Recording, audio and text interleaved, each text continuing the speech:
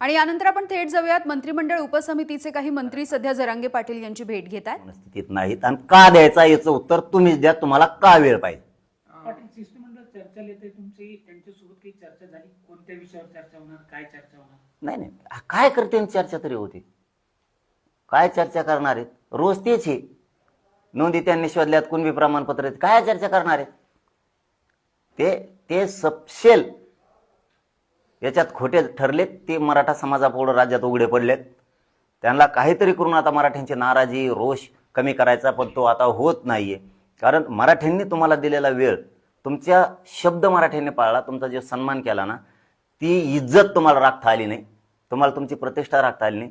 तुम्ही मराठ्यांना खोटं बोलून फसलात आणि मराठ्यांच्या पुढे तुम्ही आता उघडे पडलेला आहे. त्यामुळे तुम्हाला सुट्टी नाहीये, कुठल्याच परिस्थितीत नाही. आम्ही कायदा सोडून राज्यघटनेच्या नुसार 1967च्या नियमाच्या नुसार बाहेर जाऊन काही मागत नाहीत.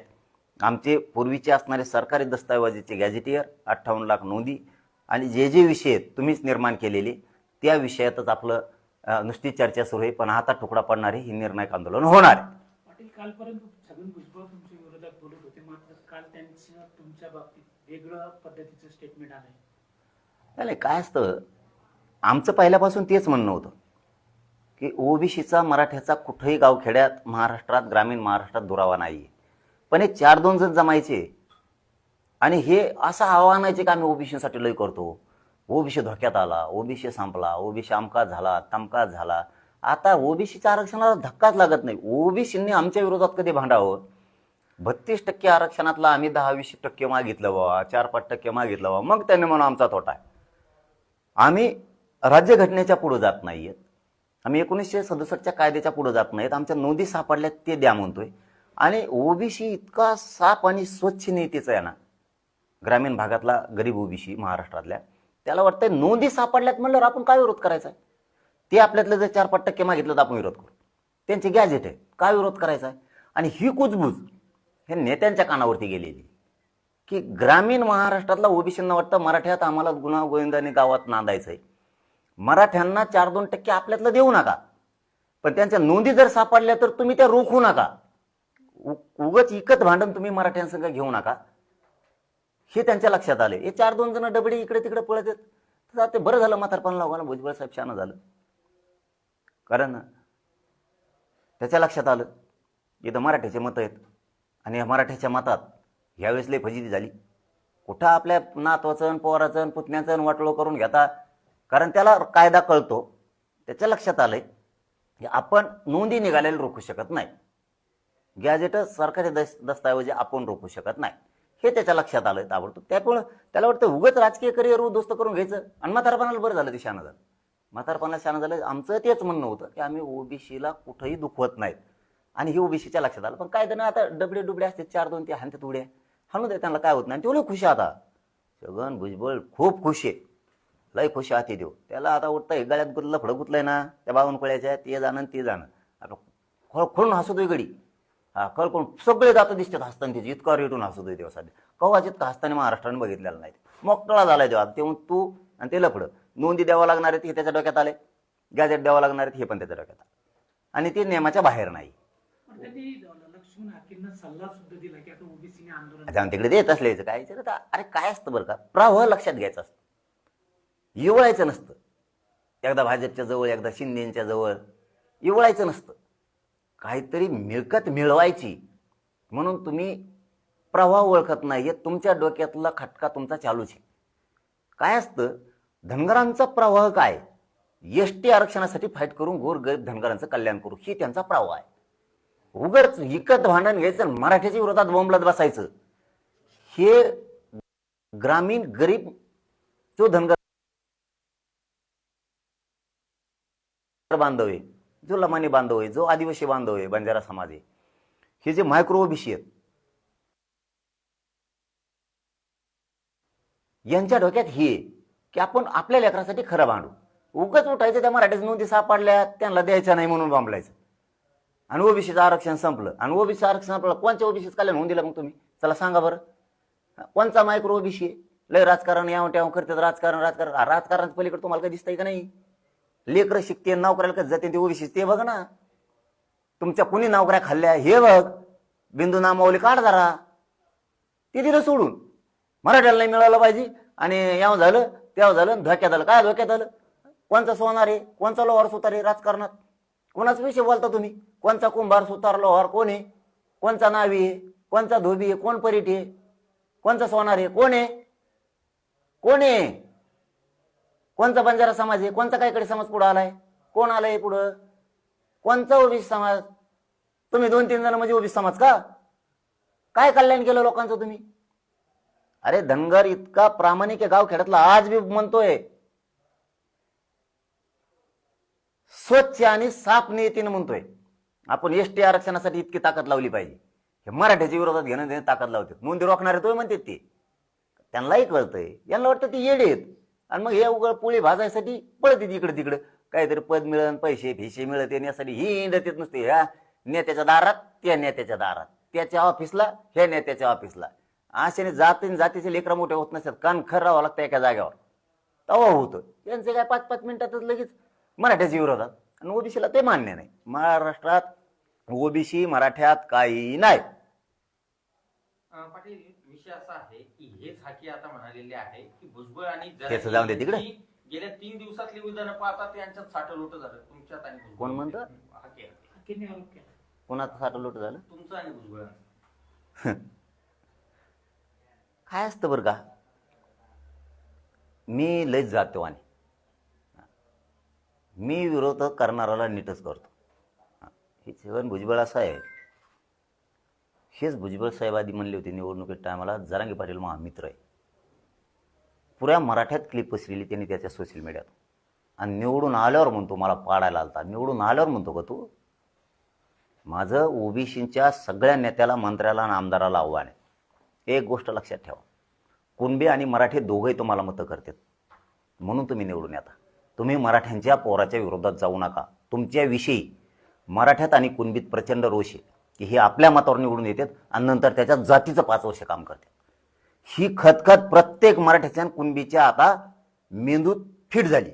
हे लक्षात ठेवा. तुम्हाला मी पत्रकार बांधवाच्या माध्यमातून तुम्हाला शहाणं करतोय. तुम्ही शहाणे व्हा. तुमचं राजकीय करिअर उद्ध्वस्त करू नका.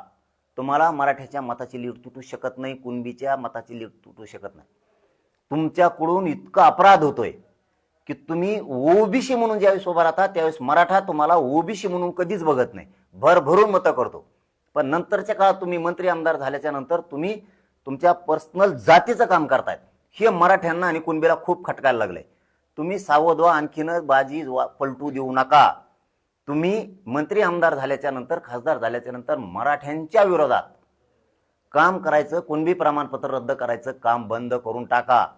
कुणाच्या नादी लागून तुमचं राजकीय करिअर बर्बाद करून घेऊ नका. कारण आम्हालाही कळायला लागला आता की तुम्ही आमची फसवणूक करताय, मतं घेताय. आणि तुम्ही किती दिवस करता ना? 2-1 वर्ष आणखी. आता आमच्या डोक्यात फिट झालंय मराठ्याच्या कुणबीच्या की तुम्ही आमचा कसा गेम करता, निवडून येताना कसं गोड बोलता. त्यामुळं तुम्ही इथून पुढं मराठ्यांच्या लेकरांचं, कुणबीच्या लेकरांचं वाटोळं करायचं नाही. कारण मधी मी पाडासारखा उभा आहे. तुमच्या हे लक्षात ठेवा. तुम्हाला मी सुधरू देणार नाही. तुम्हाला कांड्यावर मोजा इतके बी येणार नाही. मग नंतर बघा, तुम्हाला आत्ता सांगून ठेवतो मी, ओबीसी जेवढे नेते आहेत तुमच्यात आम्ही कधीच ओबीसी पण बघितलेला नाही. पण तुम्ही आमच्याकडून निवडून आल्याच्या नंतर आमच्या विरोधात जाताय. हे लक्षात ठेवा. कांड्यावर मोजा इतके सुद्धा ठेवणार नाही. भुजबळ आणि तुमच्यात कधी साठलोट झालं असं हाके आरोप म्हणतात. होता. कसल्यावर प्रश्न विचारताय रे भैया?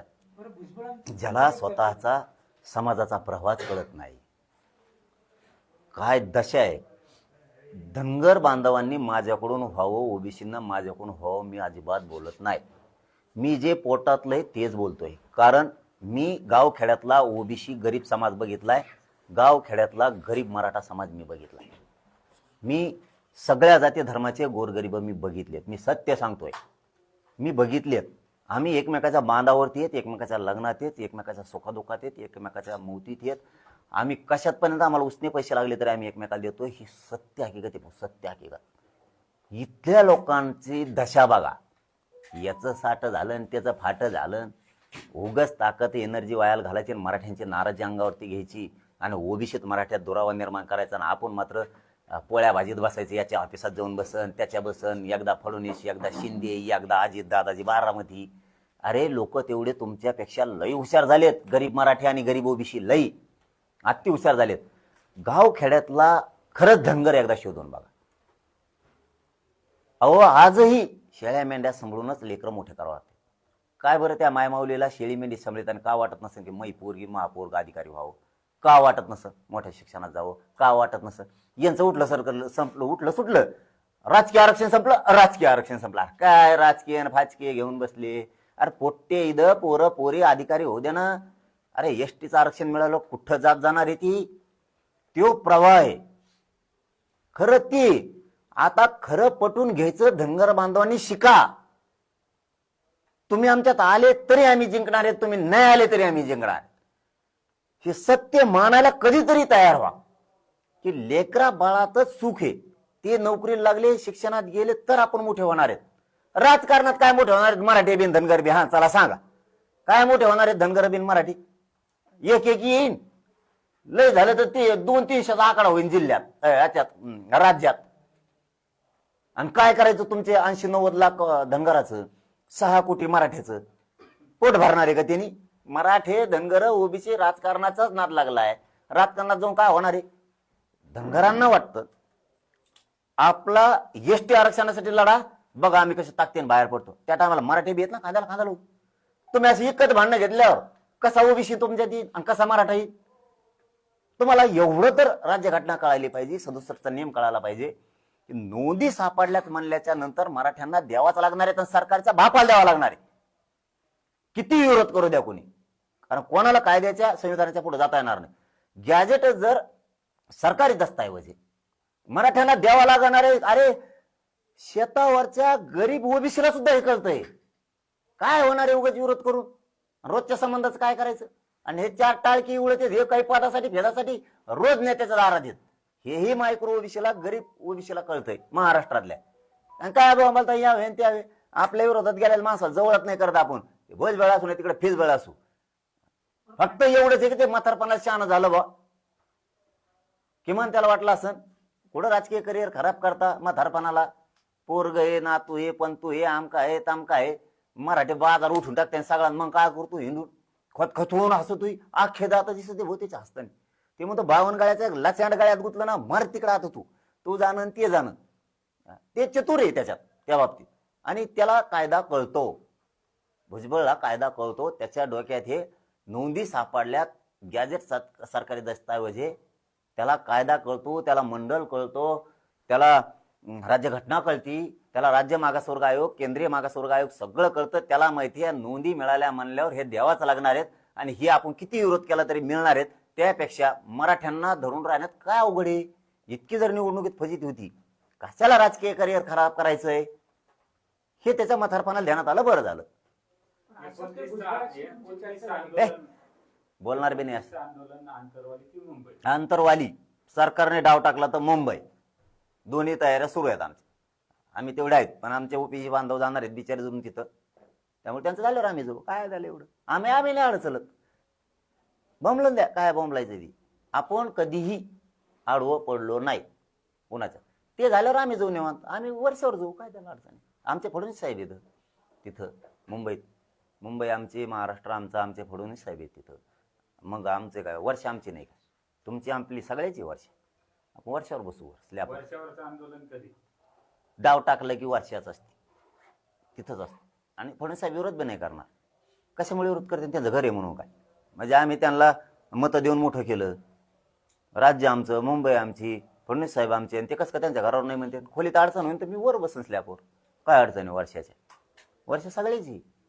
झाल्यानंतर तुम्ही आणि ते निर्णायक आंदोलन फाईट अंतिम आंदोलन हे आता त्यांनीच त्यांचं शोधायचं सरकारनं. आपण केलेल्या चुका दुरुस्त करणे. आमच्याकडून काय चुकलं ते सांगा. तुम्ही मागितला त्यावेळेस 3 वर्ष तुम्हाला वेळ दिला. यापेक्षा तुम्हाला काय पाहिजे? उलट तुम्ही बार बार यायला नाही पाहिजे. काय तोंड दाखवा मराठ्याला असं तुम्हाला वाटलं पाहिजे. काय तोंड दाखवा मराठ्यांना? 3 वर्ष झालं आपण मराठ्याला येड्यात काढतो. किती दिवस येड्यात निघत? इतका मराठा सोपा नाही. हो, आमच्याकडे संस्कार आहेत, संयम आहेत. तुमच्या शब्दाचा, सरकारचा सन्मान करणं आमची जबाबदारी, आम्ही केलं. पण तुमची सुद्धा जबाबदारी मराठ्यांनी जर तुमचा सन्मान केलाय तर मराठ्यांचा सुद्धा सन्मान त्याच्या खऱ्या नोंदी गॅजेट देऊन करणं तुमची जबाबदारी आहे. तुम्ही वारंवार येतात, तुम्हाला वाटत असं ना मी येड्यात काढू, ते विषय आता संपले. हो, तुम्ही त्या तुमच्या गैरसमाजाच्या बाहेर या, आम्ही तुम्हाला नीट करू शकतो. 100% आम्ही नीट करू शकतो. इथं मराठा सुखी नाही, ना इथं धनगर सुखी आहे, ना इथं बंजारा समाज सुखी आहे, ना आदिवासी सुखी आहे, ना मायक्रो ओबीसी सुखी आहे, ना इथं शेतकरी सुखी आहे, ना दलित मुस्लिम इथं सुखी. इथं कोणी सुखी नाही. ना नोकऱ्या करणारा सुखी आहे, ना त्याला नीट पगार आहे इथं, ना इथं सरकारी दवाखान्यातले आहेत, ना एसटी ड्रायव्हर आहेत, ना इथं कोणी खुश नाहीये, ना व्यवसाय करणारे खुश आहेत. इथं वर्षाचं उत्पन्न होत नाही. शेतीत एवढं नुसतं स्मार्ट मीटर बसले फोडूच नाही, त्याचं बिल यायला लागलंय. ना इथं अनुदान मिळतंय, ना इथं पीक विम्याचे पैसे, ना शेतीमालाला भाव. इथं कोणी खुश नाही. आम्ही तुम्हाला नीट करू शकतो आणि करणार. पाटील, एक शेवटचा प्रश्न आहे. 3 वर्षाच्या आंदोलनात ज्या लोकांनी तुम्हाला विरोध केला ते लोक पुन्हा मावळ होत आहेत, तुमची बाजू घेतात, म्हणजे काय जादूची कांडी? जादूची कांडी नाही, मी प्रामाणिक समाजासाठी करतोय. हे माझ्या समाजाला मान्य आहे. मी समाजाच्या लेकराचं हित सोडून काम करत नाही. त्यांनाही वाटतंय एखाद्या बारी इकडे तिकडे भेटीला आमदार फामदार पक्षाच्या गेल्यामुळे त्यांचं थोडंसं व्हायबल होत असतील, पण त्यांना पुन्हा वाटत असेल ते बी आपल्याच लेकरासाठी भांडतंय, आपल्याच लेकीसाठी भांडतंय. आणि काय वेगळं करतोय? समाजाच्या लेकीबाळीच्या कल्याणासाठी काम करतोय, सुखा समाधानासाठी त्यांच्या लेकरा बाळाच्या समाजाचं काम करतोय. हे मला त्रास देत आहेत सरकार बी आणि काय आमचे पण. माझा समाज मला त्रास नाही होऊ देत, कारण मी त्यांच्या लेकरासाठी भांडतोय. ते मला कसं का उघडं पडू देतील भाऊ? तुम्ही बघा आता 29 ऑगस्टच्या नंतर रोज मराठी आहेत. 29 ऑगस्ट, 30 ऑगस्ट, 31, 1, 2, 3, 4, 5, 15, 20 पोत जवळ चालू आहे ना तवर मराठी अंतरवलीत. लय झालं तर 1-2 दिवसांनी टप्पे पाडणार आहेत. आता हे सांगायचं नव्हतं पण टप्पे पाडणार आहेत. याचा शेवट कसा?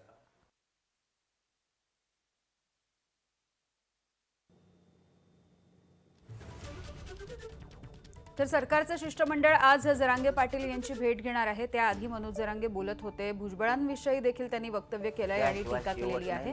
मस्ती